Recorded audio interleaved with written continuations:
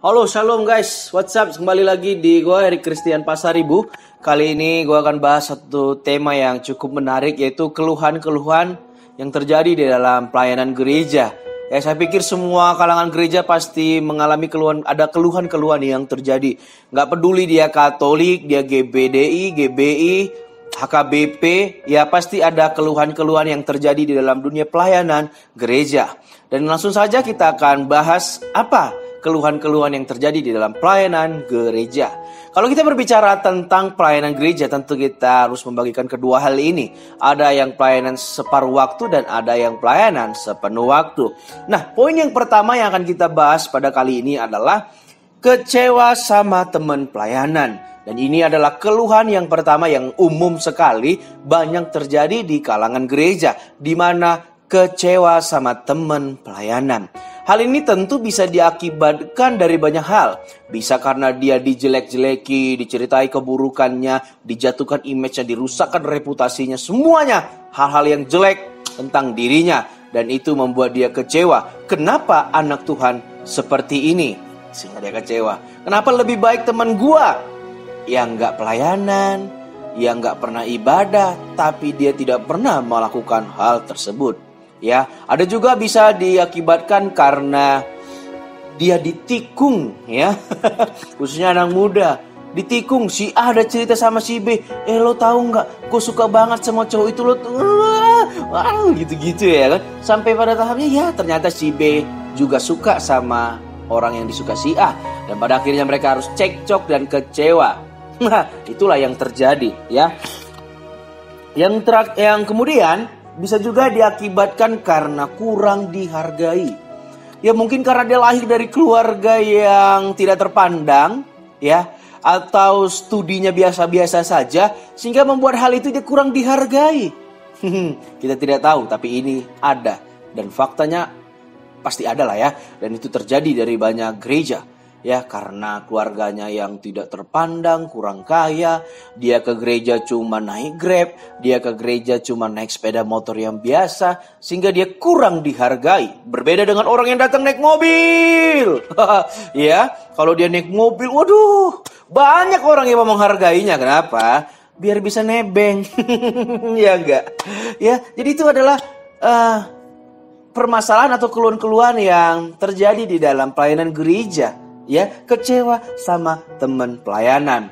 Atau bisa juga kalau di dalam pelayanan pemusik praise and worship, ya, keluhan yang terjadi adalah WL-nya salah kode. Sehingga WL-nya malah nyalain pemain musiknya dan terjadi cekcok, kecewa terjadinya, ya. Hal berikutnya adalah keluhan di dalam pelayanan yang kedua adalah datang gereja pas pelayanan doang. Dan ini membuat para pemimpin gereja kewalahan menghadapin orang-orang kayak gini.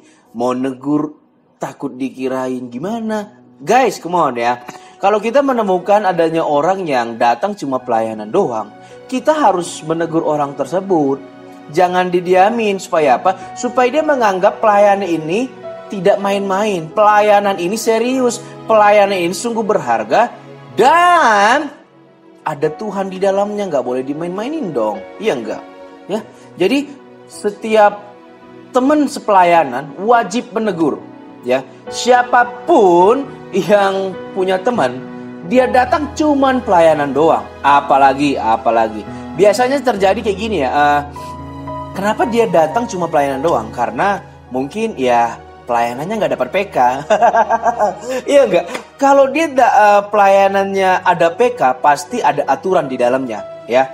Contohnya, wah, di setiap sesi ada dapat PK, bisa dibilanglah 100.000 rupiah. Tetapi itu harus mengikuti syarat seperti harus ibadah. Kalaupun kita nggak pelayanan harus ibadah. Terus mungkin ada ikutin ibadah komsel, ibadah tengah minggu. Dan dia harus mengikuti syarat-syarat tersebut. Supaya apa? Supaya pelayanan dia dapat PK. Tapi kalau pelayanannya nggak dapat PK, ya dia ogah-ogahan. Ya ibadah nggak ibadah, komsel juga nggak datang. Ya kalau ada kesempatan pelayani ya dia datang lah, ya kan. Nah, saya pikir ini tidak sehat, saudara. Gereja harus mendisiplin orang-orang yang seperti itu. Supaya apa? Supaya orang tidak menganggap remeh dan sepele pelayanan kepada Tuhan. Oke? Nah, yang berikutnya adalah Keluhan yang terjadi dalam pelayanan di gereja yang ketiga adalah perbedaan nominal PK tergantung pembicaranya. Oh, sedikit ekstrim guys. Jadi tenang dulu, tenang ya. Memang ini faktanya terjadi guys ya. Perbedaan nominal PK tergantung pembicaranya. Kalau pembicara itu kalibernya besar, kalibernya itu udah terkenal banget lah ya. Pendeta itu terkenal banget gitu ya. Di mana-mana orang pasti kalau disebut namanya pasti tahu. Dan itu PK-nya pasti udah beda ya. Tapi kalau yang khotbah itu pendeta biasa nggak terkenal, ya udahlah segini aja udah cukup guys, come on. Pendeta yang udah terkenal ya duitnya udah banyak ya kan. Tapi sementara pendeta yang biasa-biasa aja, mungkin dari gereja kecil yang bergumul dengan biaya ruko gereja, sewa gereja, atau biaya-biaya operasional gereja yang lainnya, seharusnya gereja harus memberi lebih kepada orang pendeta-pendeta seperti itu. Jangan memberi banyak lebih kepada pendeta-pendeta yang terkenal sampai mau ngasih 50-100 juta. Ya nggak apa-apa sih kalau gerejanya memang mampu ya kan. Tapi jangan dibeda-bedain dong sama pendeta yang kelasnya cuma biasa. Ya dia cuma biasa, cukuplah cuma 1 juta doang. Justru orang-orang pendeta seperti itulah yang baik untuk diberi lebih. Karena apa? Karena ya dia punya kelemahan, punya kekurangan yang harus dipenuhi, yang harus dicukupi ya. Jadi sedih sekali guys kalau sampai ada perbedaan PK ya. Kalau pendeta ini segini, kalau pendeta ini segini, jangan dong. Kalau bisa gereja dia tuh tetapkan aja kalau pendeta ini, kalau pendeta ya segini ya kan. Kalau mau ngasih lebih puji Tuhan ya kan. Guys, sekali lagi gue sangat sedih banget ya ngelihat adanya perbedaan nominal PK. Ya kalau pendeta biasa segini, pendeta ini yang terkenal segini. Ya sedih gak sih? Pasti kalian bisa bayangin lah ya, bisa ngerasain lah ya. Seharusnya bagaimana ya. Aduh, gue juga cukup miris melihatnya ya. Kemudian keluhan-keluhan yang terjadi dalam dunia pelayanan adalah ramanya hanya dengan yang kaya. Contohnya kayak mungkin ada jemaat yang mungkin dia kaya, ya punya popularitas yang bagus, waktu dia sakit, wah tim pelayanan atau pendetanya itu teleponin setiap hari, saya doain ya, bahkan datang ke rumahnya setiap hari doain ya kan. Ada perlakuan yang istimewa sekali. Tapi waktu jemaatnya nggak orang kaya, biasa-biasa aja, bahkan kekurangan bisa dibilang. Waktu sakit, ya cuma didoain dari teks chat. Tuhan jamah sembuhkan ya ibu, kiranya Tuhan memberkati pakai setiap obat-obatan untuk membawa kesembuhan. Amin. Beda perlakuannya. Seharusnya tidak seperti itu. Kalau kita lihat pelayanan Yesus itu berkeliling ya. Di dalam kitab Matius 4 kalau nggak salah, Yesus berkeliling dari desa ke kota. Kenapa Yesus mau pelayanan ke desa? Karena orang-orang desa di situ udah nggak diperhatikan ya, sehingga Yesus memperhatikan mereka ya.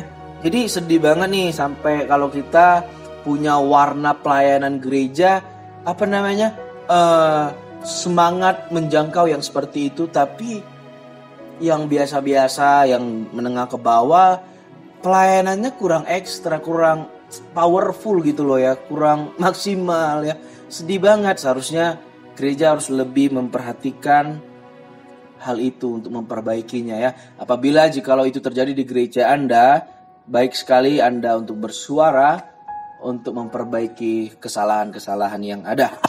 Nah, kita lanjut. Keluhan yang berikutnya adalah perbedaan pendapat. Saya pikir ini juga umum ya, dan tidak menutup kemungkinan bahwa banyak gereja pecah karena perbedaan pendapat ya kan. Saya pikir banyaklah terjadi di dalam gereja-gereja ya, karena perbedaan doktrin, beda pandangan ya, terjadi yang namanya perpecahan. Wah, gue keluar aja dari gereja ini, gue gak setuju sama pendapatnya ya.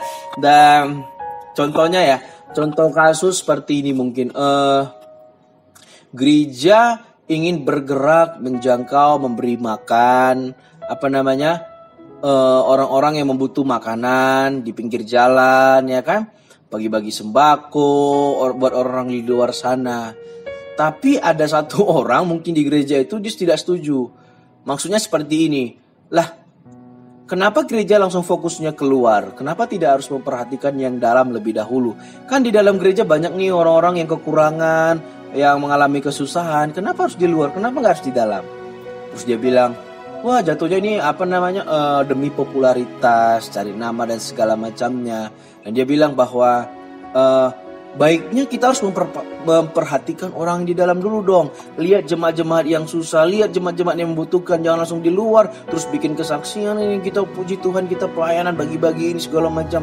Sementara ada jemaatnya di situ yang susah, tidak ketulungan, ya. Jadi perbedaan pendapat itu terjadi, cekcok segala macamnya, ya mungkin tentang pemahaman tentang Tuhan berbeda, tentang wah ini gerejanya bahasa roh nggak bahasa roh, ya. Itu bisa menimbulkan perpecahan dan itu salah satu keluhan-keluhan yang terjadi di dalam dunia pelayanan. Berikutnya adalah keluhan apa yang ada di dalam dunia pelayanan gereja, itu adalah jealous. Apa saudara? Jealous, cemburu, ya. Gue pernah ngelihat dan mungkin gue juga pernah ngalamin, ya. Ya, apa ya, gimana ya jelasnya, sedikit ribet soalnya guys, ya. Jadi kecemburuan di dalam di dalam gereja itu pasti ada. Contohnya kayak satu orang, ya, dia punya kemampuan yang lebih dalam berkhotbah. Dia punya kemampuan lebih lah untuk menyampaikan kebenaran firman Tuhan. Waktu dikasih kesempatan, wah ternyata luar biasa, melebihi pemimpin gerejanya. Sehingga pendeta yang hamba Tuhan yang punya kemampuan lebih berkhotbah ini banyak menuai banyak pujian, ya, banyak menuai banyak pujian. Aduh ribet banget bahasanya, ya. Menuai banyak pujian, ya kan.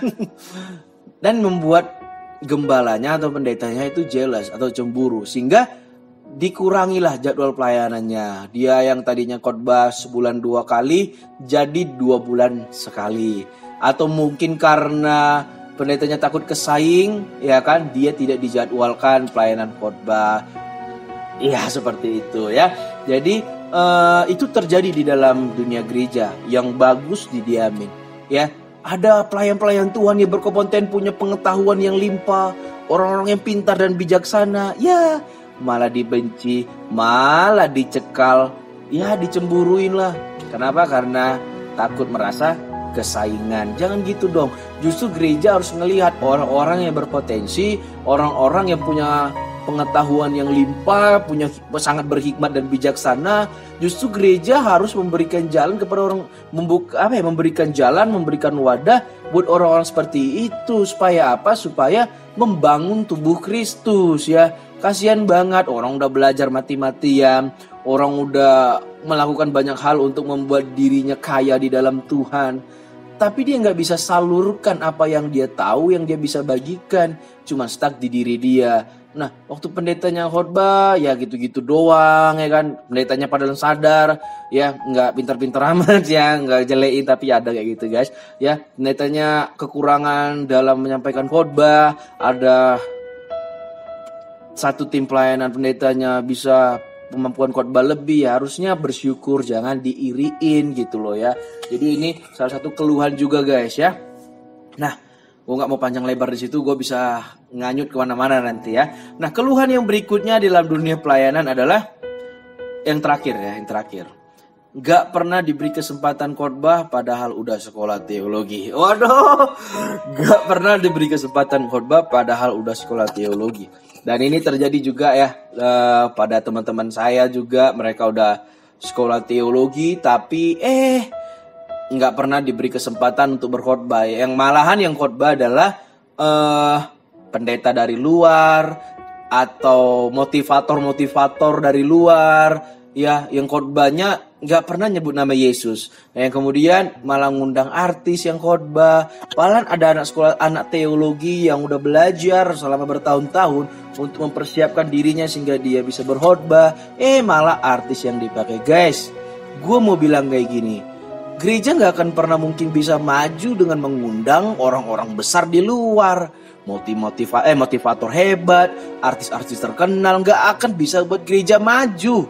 Beneran deh. Gue teringat salah satu kisah dalam perjanjian lama bagaimana orang Israel mau berperang, tapi ada satu kedapatan umatnya melakukan dosa, sehingga pada akhirnya ketika mereka berperang, mereka kalah. Kenapa? Karena ada satu orang kedapatan melanggar perintah Tuhan. Dan di situ Tuhan tegur pemimpin bangsa Israel pada waktu Yosua. Ya, ada yang melakukan kesalahan, harus bertobat kembali kepada Tuhan supaya Tuhan menyertai. Saudara, bangsa Israel berhasil bukan karena ngundang orang-orang militer yang hebat berperang, enggak. Justru orang-orang Israel, mereka cuma merendahkan diri di hadapan Tuhan, bersama merendahkan diri di hadapan Tuhan. Dan apa yang terjadi? Kemenangan berpihak kepada mereka. Itu artinya kekuatan dan keberhasilan dalam dunia pelayanan bukan siapa yang kita undang di gereja, bukan. Tapi apakah di dalam tim pelayanan itu sama-sama merendahkan diri di hadapan Tuhan. Jikalau didapati dosa kembali kepada Tuhan, di situ akan ada yang namanya keberhasilan dan kemajuan di dalam pelayanan. Ya, jadi miris sekali guys kalau sampai anak-anak teologi yang udah kuliah, belajar bertahun-tahun malah diperem, gak diberi kesempatan, gak dibuat maju, diberi kesempatan untuk menyampaikan kebenaran firman Tuhan, malah yang diundang adalah artis. Jadi gue nggak heran sih ya kalau ada gereja kayak gitu, pasti gue nggak yakin bisa ngalami kemajuan. Oke? Karena gue tetap percaya sama prinsip kebenaran firman Tuhan. Ya, bukan orang hebat, tapi orang yang mau merendahkan diri di hadapan Tuhan. Ya, mungkin itulah ya beberapa keluhan-keluhan di dalam dunia pelayanan gereja. Ya, saya pikir saya ngomong kayak gini bukan untuk menjelek-jeleki, tetapi saya ingin buka dan sedikit untuk mengajak kita berpikir.